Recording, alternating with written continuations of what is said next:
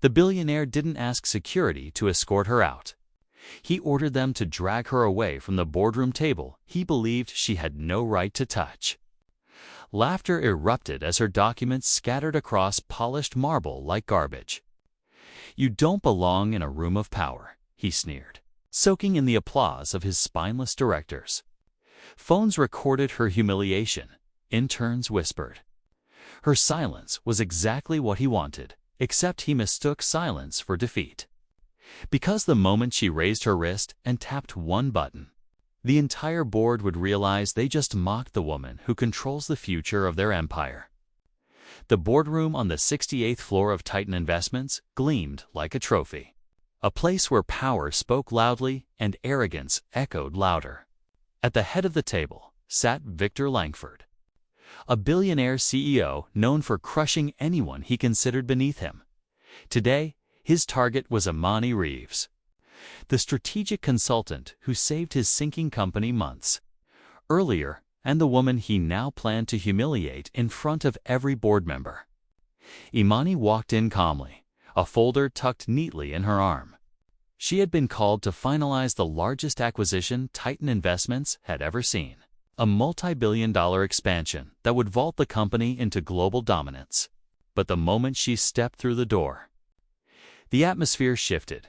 Victor leaned back in his chair with a smirk. His voice cut through the silence like a blade. "Security," he announced loudly. "Remove her." Imani blinked once. "Excuse me?" Victor chuckled, savoring the tension. "We don't do business with your kind." "You should know that by now," he snapped his fingers.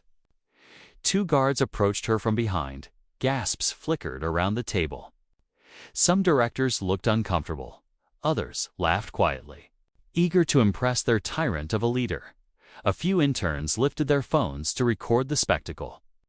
Humiliation made into entertainment, Imani didn't move. This would be a mistake, she warned politely. Victor stood and marched toward her, shoving her folder off the table, documents scattered like feathers. "The only mistake was thinking someone like you belonged in a room like this." He leaned closer, sneering. "Now get out." Imani inhaled slowly. "Is that your final decision?" Victor smirked. "My first and final." Imani raised her wrist and tapped a concealed button on her smartwatch. A tiny red light blinked. "What is that supposed to do?" Victor scoffed. Imani's voice turned to steel. "Stream everything said in this room, live, streaming to who?" Victor mocked. "To the people who actually own your future." The boardroom doors burst open.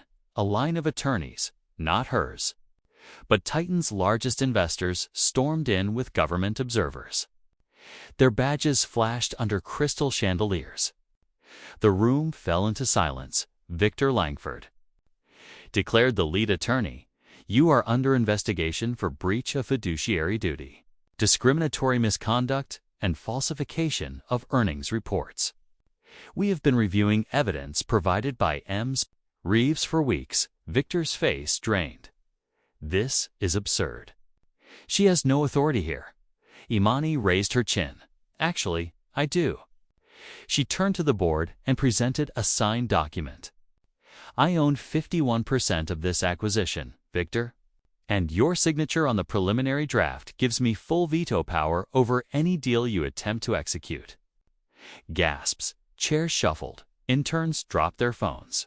One director stammered, "Is this true?"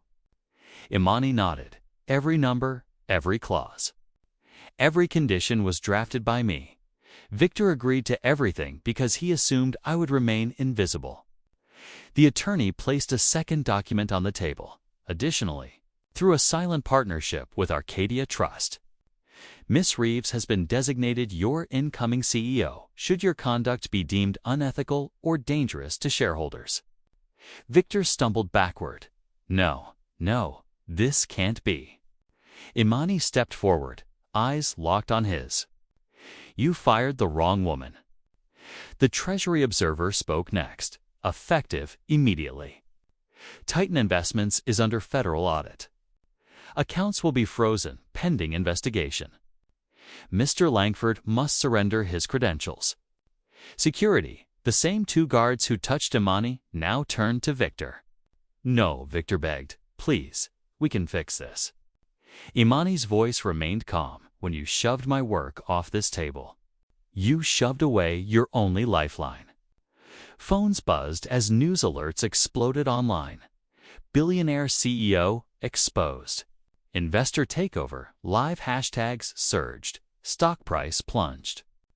Investors watching the live stream flooded the internet with disbelief. Victor collapsed into his seat. "You don't understand. This is my empire." Imani looked down at him, unshaken. "You never built an empire. You built a cage. And I'm setting everyone free." She turned to the board. "All complicit directors will resign today. Anyone who laughed, anyone who filmed. Anyone who let humiliation replace professionalism will have a decision to make." She paused. "Step down quietly or be escorted out loudly." The directors scrambled, signing resignation letters, collecting personal items, begging for forgiveness. Imani addressed the employees next. "Those who treated others with dignity, a better future awaits you. Those who chose cruelty, your time is up." The guards finally placed hands on Victor. His voice cracked. "Imani, a please." Imani leaned in, whispering just loud enough for the boardroom to hear. "You thought you were destroying me, but all you did was help reveal who you really are." Security escorted him out, cameras flashing, live stream still rolling. His arrogance, once his armor, now broadcast his downfall to millions. Imani gathered her folder, the same one he'd tossed carelessly, and placed it back on the table where it belonged. She took the head seat, her seat. She surveyed the room and stated, "A new era begins now. One where power is earned, not abused." The remaining staff burst into applause, thunderous, grateful, free. From humiliation to leadership, from silence to command, from underestimated to undeniable, shocked by that ending.